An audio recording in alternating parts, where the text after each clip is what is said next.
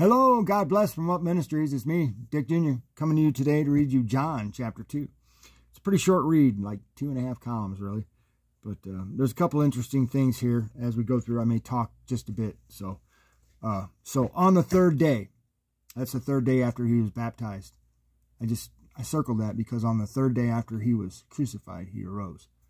But John takes a very specific time to say on the third day. Okay, so on the third day there was a wedding in Cana of Galilee, and the mother of Jesus was there, and both Jesus and his disciples were invited to the wedding.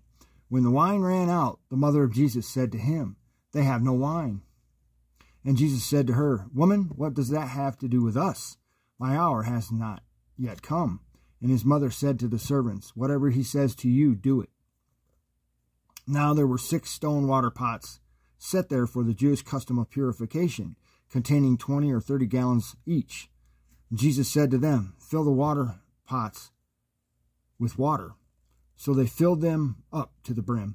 And he said to them, "Draw some out now and take it to the head waiter." So they took it to him. When the head waiter tasted the water, which had become wine, he did not know where it came from. But the servants who had drawn the water knew.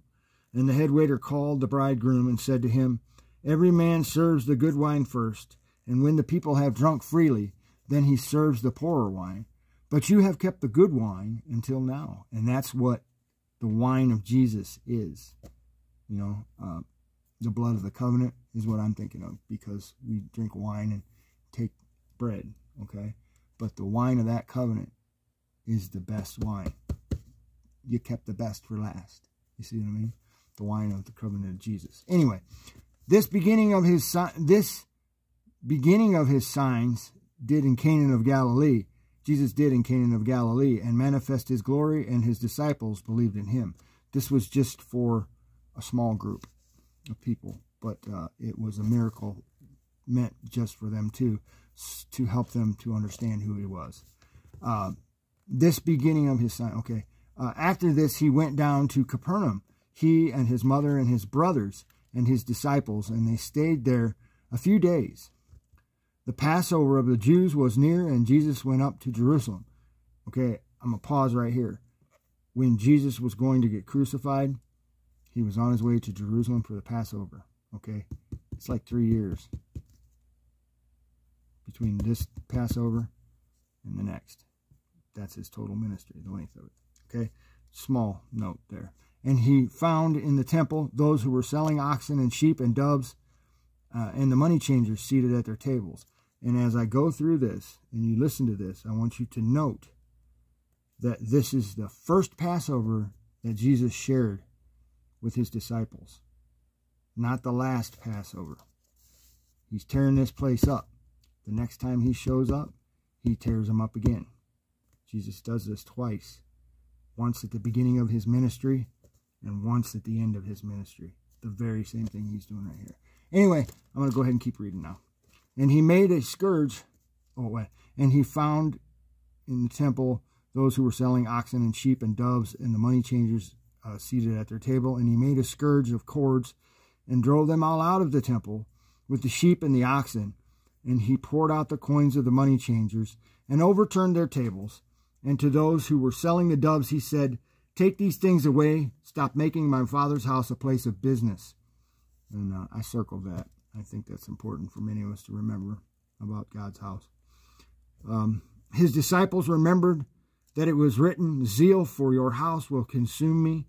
And the Jews then said to him, "What sign do you show us as your authority for doing these things?" And Jesus answered them, "Destroy this temple, and in 3 days I will raise it up." And the Jews then said, "It took 46 years to build this temple, and you will raise it up in 3 days?" But he was speaking of the temple of his body. So when he was raised from the dead, his disciples remembered that he said this. And they believed the scripture and the word which Jesus had spoken. Now when he was in Jerusalem at the Passover during the feast, many believed in his name, observing his signs which he was doing. But Jesus, on his part, was not entrusting himself to them, for he knew all men. I underlined that and circled all. He knows all of us. Okay? Good and bad. All right? And he didn't trust himself to him, and we shouldn't either. okay? I'm not saying we shouldn't love them or be nice to them, but we shouldn't trust ourselves to them. Jesus didn't either, okay? If it's a person that could be bad, okay? Because bad things could happen, you know? And because he did not need anyone to testify concerning man, for he himself knew what was in man. So Jesus was a man, and he knew what was in man, and he knew all men. You see what I mean? And that's why he didn't entrust himself completely to anyone except for his disciples. And when he did that, even Judas betrays him at the end of this, and we just read that when I finished Luke. So here we are in John. Anyway, that is John chapter 2. Thanks for listening, and God bless.